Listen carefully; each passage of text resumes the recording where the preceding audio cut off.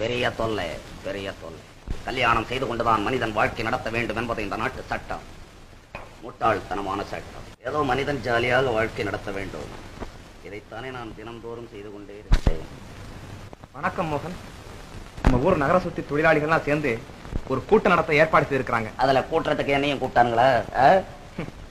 ஏன் பேசுற? நமது தொழிலாளிகள் மத்தியிலே குவிந்திருக்கும் முட்டாள்தனமும் மூட நம்பிக்கையும் அகற்ற முடியாத குப்பைகள் தானே. நீ வந்து மேல் நாட்டிலே நகர சுத்தி தொழிலாளர்கள் எப்படி வேலை செய்கிறார்கள் என்பதையாவது சொல்லக்கூடாதா? மேல் நாட்டுல இருக்கிறவன் நின்னுகிட்ட கூட்டுறான், இங்க இருக்கிறவன் குனிஞ்சுகிட்ட கூட்டுறான். நீயே போய் சொல்லு போ.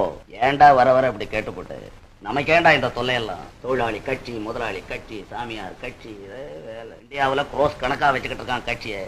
எல்லா கட்சியும் பிசினஸ்ல பூந்துட்டான். ஒண்ணுக்கு லாய்க்கல்ல. அம்மா இந்த நேரத்துல எனக்கு ஒரு கல்யாணம் வேற ஏற்பாடு.